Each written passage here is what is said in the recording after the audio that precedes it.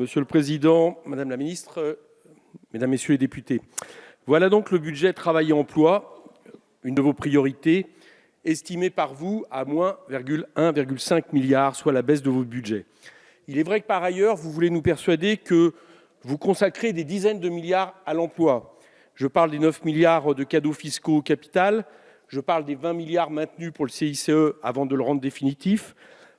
Bref, à la politique publique de l'emploi, vous préférez la main invisible du marché qui, comme par miracle, va transformer des cadeaux au capital en emploi via la case investissement.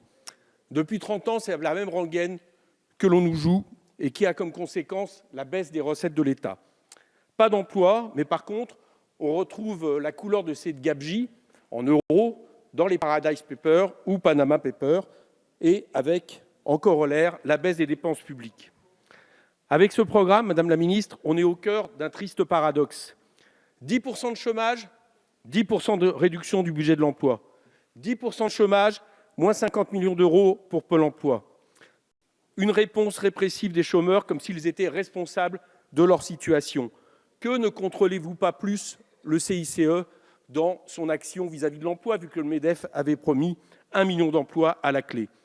Vous supprimez les crédits de Fonds national pour l'emploi, un des outils ayant montré effectivement son utilité en termes de reconversion. Je vous rappelle notamment que ça avait permis d'accompagner la reconversion des salariés de l'Ojabi.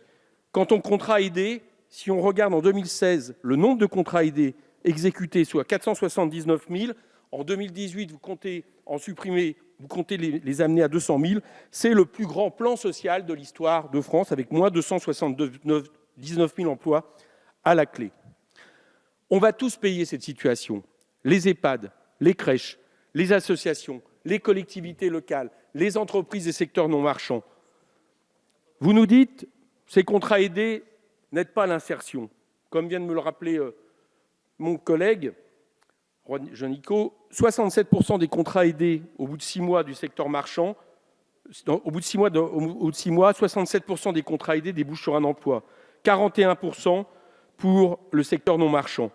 Vous nous dites, on va mettre à la place une formation. La formation que vous proposez, c'est le tout apprentissage, où le patron redevient le professeur. Voilà la situation que vous nous proposez, avec, au passage, la casse en réalité d'un des fleurons de l'éducation nationale qui était l'enseignement professionnel. Vous nous dites, on va investir.